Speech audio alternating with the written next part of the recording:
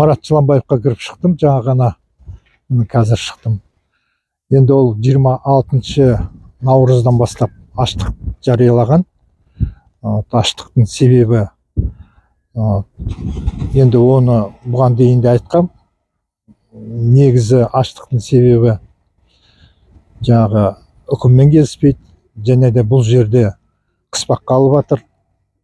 Осы жерде зам по воспитательной работе дейді, Кожин деген бар екен. Кожин деген қайта бұны қыспаққа алып, заттарын алып қояды. Оның үстіне оған жүгіруге рұқсат бермей жатыр қазір. Стадион ашық қой, стадион енді мемлекеттікі, стадионда неге жүгіртпейді? Оның үстіне өзі ол суретші, білесіздер, художник. Оған жұмыс істетпейді. Сондықтан аштық жариялап отыр. Амалдың жоғынан аштық жариялайды. Аузын тіккенінде жаңағындай кәдімгі скрепка дейді ғой, скрепкамен соның аузын тіккен, оны тіккенде тек қана не үшін тікті? Өйткені жаңа Кожиннің қыспағына түскеннен кейін.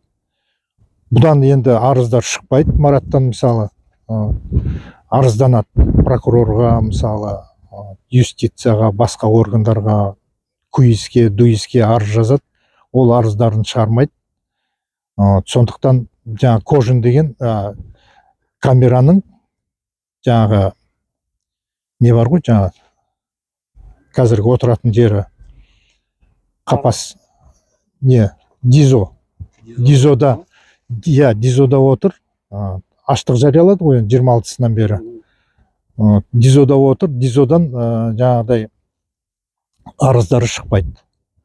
Сондықтан ол жаңағындай мәшінке жіп бар ғой, жіпті іліп қойып, сол жіпке өзінің арыздарын, мысалы, ол жерде бір емес екі камера тұр, камераның ішінде видеокамералар тұр. Сол видеокамерада, мысалы, дуисте, куисте, прокуратурада бәрі көріп отырады. Соны көрсін деп қағазға жазып, мысалы, дуис, мынаны істеңдер, біздің розеткаларды орнына қойыңдар, жаңағыдай жылтатын нелерімізді, құрылғыларымызды қайтарыңдар деп жазып, соны неған, Кожин келіп, жаңа Кожин зам по воспитательной работе, сол келіп жаңағы нелердің бәрін, қағаздардың бәрін жұлып алып кетіп қалған. Марат айтады, бұл менің конституциялық құқығым дейді. Конституциялық құқығым, өйткені осы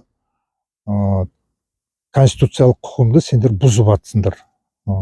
Сондықтан мен осындай амал тауып, жаңағы дуиске, жаңағы прокурордың атына жаңағыдай жазған арыздарын бәрі, арыз емес, енді қысқаша жазады ғой, мысалы, дуис, мынандай заттарымды қайтарып беріңдер, болмаса мынандай заттарды қайтып орнына қойыңдар дейді. Сол сияқты нелердің бәрін жұлып алып кетіп қалған кім? Жаңа Кожин деген. Оның үстіне кеше ғана осы 5 сәуір күні 29-шы тышқан өлтірдім дейді. Тышқандар толып жүр жаңа ненің ішінде, Дизоның ішінде.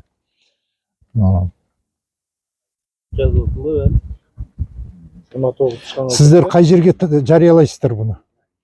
Заңды ма бұл кісілердің сайтында? Білмеймін ғой, мен неменеге түсіріп жатсыздар?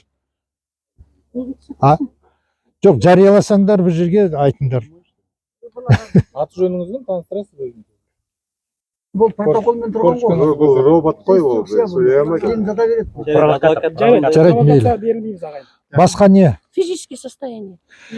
Физический состояние дегенде қазіргі жағдайы енді өздеріңіз білесіздер ғой, 26 наурыздан бері аштықта. Сондықтан ол қандай?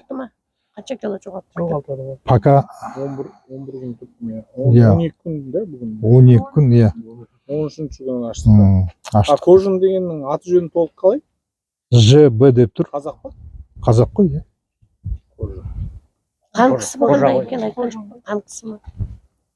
Қан қысымы қандай? Бәрі бірден ішіп жатыр ма? Да, болмайды ғой енді. Жоқ, енді ішпейді ғой, тек қана судан басқа ешнәрсе ішпейді.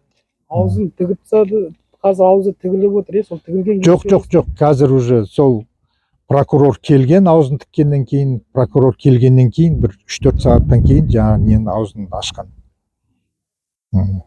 Тамақ ішіп жатыр ма? Ішпейді, жоқ, голодовка. Тамақ ішпейді, аштық. Сухой голодовка, мокрый голодовка. Мокрый голодовка. су ішеді, тамақ ішпейді. Привет Енді- от нас передали? Обязательно. Тоже большой привет передает всем. Ну, он в курсе, что мы здесь, да? Да. Особенно Амангильда Джахина, он в первую очередь сказал. Большой привет. Надеюсь. Амангелді Жахин деген ана кісі большой привет Казахстан. Марат жыламайды айтты. Мгм. Болды, басқа сұрақтарыңыз болмаса? Ол рахмет. Рахмет сізге. бірақ аштығын әлі жалғастырады иә Рахмет. Я аштығын бессрочная голодовка, Ойбай. сондықтан ол қазір қашан бітіреді, қашан тоқтатады, мен білмеймін, мен айта алмаймын.